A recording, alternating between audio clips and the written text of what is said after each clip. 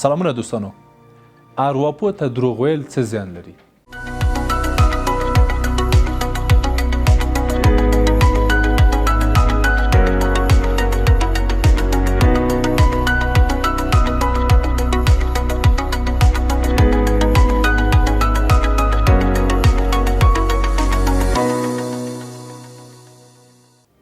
سلامونه دوستانو. ارواپوه ته دروغ ویل څه زیان لري؟ نن په دې اړوند غواړو بحث وکړو او هغه زیانونه، هغه ستونزې پرله پسې له تاسو سره شریکې کړو، کوم چې که تاسو هغه ارواپوه ته دروغ ووایه یا د یو واقعیت پټ کړئ یا مقاومت وکړئ په وړاندې، هغه کیدای شي څه زیانونه او ضررونه تاسو ته ولري. بله دوستانو، هغه مراجع چې ارواپوه ته دروغ وایي د مشاورې پړاو، د مشاورې لړۍ او د هغې درملنې اغیز، تاثیر او ګټه چې دی پسې راوتلی و یا دا پسې راوتلی وه، هغه اغیز کموي. یعنی د مشاورې نتیجه، د مشاورې په لړ کې او په پای کې چې کومه پایله تاسو ته لاسته درځي، د هغې اغیز ډیر کم، ډیر ناچیز او ډیر بې ګټې او بې فایدې. نو که غواړئ چې د خپلې مشاورې اغیز او تاثیر لوړ کړئ، ارواپوه ته د مشاورې په لړ کې دروغ مه وایئ. یو بل زیان چې د مشاورې په لړ کې د مراجع په وسیله یا د مراجع د دروغو په وسیله مراجع ته رسیږي، هغه د مرستې مسله ده. یعنی هغه مراجع چې د مشاورې په لړ کې خپل ارواپوه ته له خپلو ستونزو هاخوا حاشیه‌ایي مسایل، دروغ مسایل، ناسالم ناروغ مسایل، نادرست مسایل خپل ارواپوه ته وایي او واقعي مسایل ترې پټوي، د مشاوره له مراجع سره مرسته نه کوي. یعنی دغه لړۍ، دغه پروسه د دروغو په وسیله، د مراجع د دروغو په وسیله بې ګټې، بې مرستې او بې فایدې تمامیږي. دریم زیان چې غواړم اشاره ورته وکړم، هغه د وخت ضایع ده.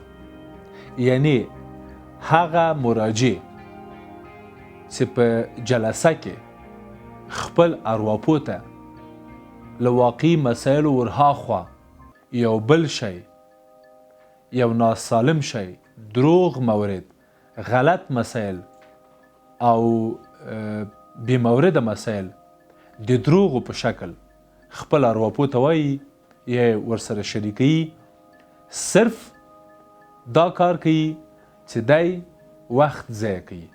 یعنی د درملنې پروسه، د درملنې ګټه، د درملنې اغیز، د درملنې مرسته نه کیږي. ارواپوه هیڅ مرسته د سره نشي کولی. دی په خپله صرف د خپل ځان او د ارواپوه وخت ضایع کوي. یعنی زیان به یې دی د دروغو په مشاوره کې، د دروغو چې صرف وخت به ضایع سي، ګټه به هیڅ نه وي. او د وخت ضایع کول یا د وخت ضایع کېدل خپله دواړو لورو ته، یعنی هم ارواپوه ته او هم مراجع ته زیان رسي، تاوان رسي. او دا د هغه کار او د هغه چلند چې د مراجع په وسیله ترسره سوی ده، ارواپوه او مراجع دواړو ته رسیږي.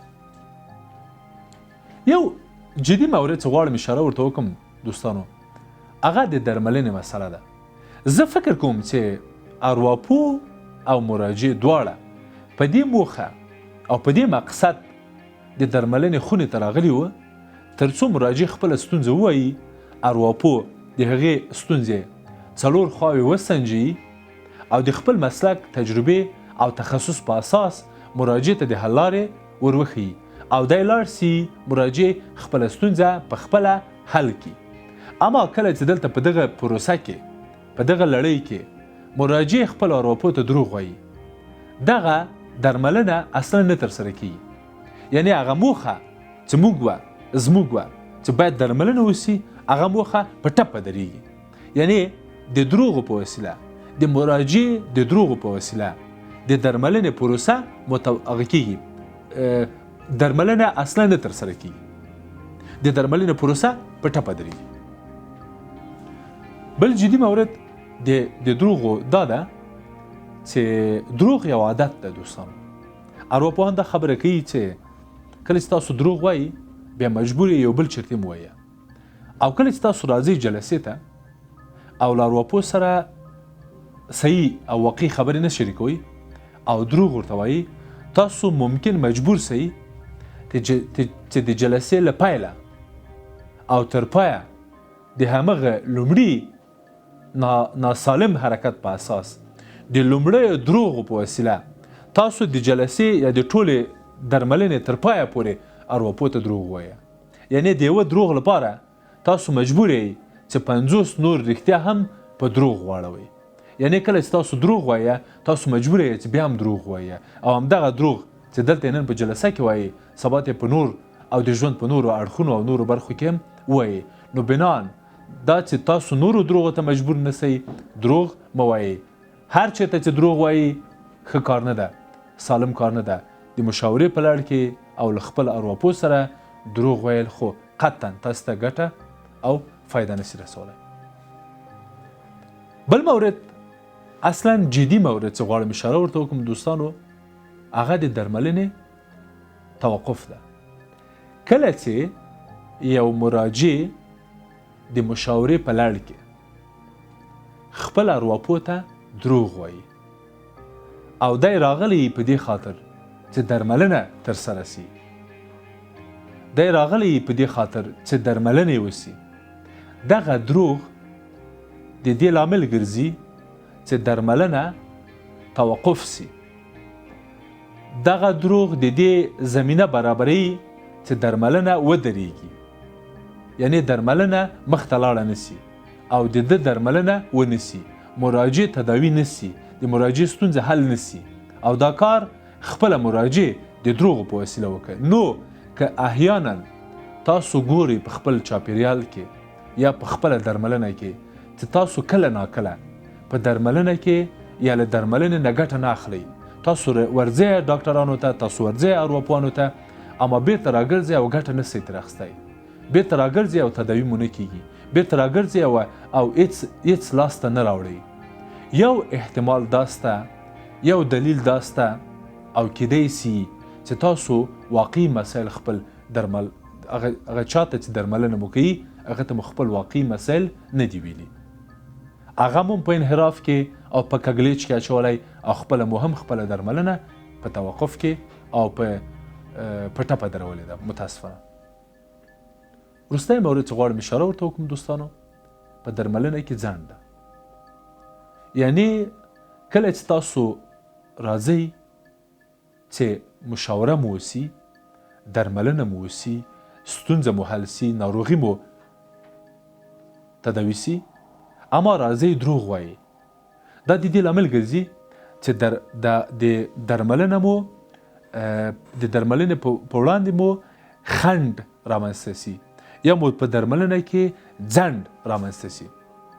تاسو غواړئ یو رشد وکړئ، تاسو غواړئ یو پرمختګ وکړئ، اما دروغ مو راځي د درملنې په وړاندې مو خنډ ګرځي، د درملنې په وړاندې مو مانع ګرځي. نو د دغې درملنې د رشد په خاطر، د دغې درملنې د پایلې په خاطر، د دغې درملنې د نتیجې په خاطر هڅه وکړئ چې په جلسه کې خپل ارواپوه ته دروغ مه وایئ. کیدای سي دروغ مو پیدا سي، کیدای سي ارواپوه مو دروغ پیدا کی، یعنی در باندې رښتیا یې کی او بالاخره تاسو مجبور یاست چې د خپلو دروغو جبران ورکړئ، دروغ مو ادامه نه پیدا کوي، اما دومره به وسي چې تاسو به د خپلې درملنې لړۍ او د خپلې درملنې وخت اضافه بې مورده ضایع او خلاص کړئ. دروغ هر چیرته هر ځای ښه کار نه ده، ښه عادت نه ده، ښه چاره نه ده، خو کیدای سي د ژوند په نورو برخو کې او د ژوند په نورو اړخونو کې تاسو کله ناکله دروغو ته او د یو حقیقت پټولو ته یا د یو څه نه ویلو ته مجبور سئ او که احیانا هغه حقیقت وایي کیدای سي فتنه وزېږوي. زه مشوره در کوم چې هلته د فتنې زېږولو په خاطر رښتیا مه وایه. اما که احیانا بس مشاوره یي، درملنه یي، تداوي یي، دلته د هیڅ ډول مقاومت، د هیڅ ډول دروغو او هیڅ ډول پټولو ته ضرورت او اړتیا نشته. تاسو په مشاوره کې، په درملنه کې په هر صورت مجبور یئ چې واقعیت او رښتیا له خپل ارواپوه سره شریک کړئ.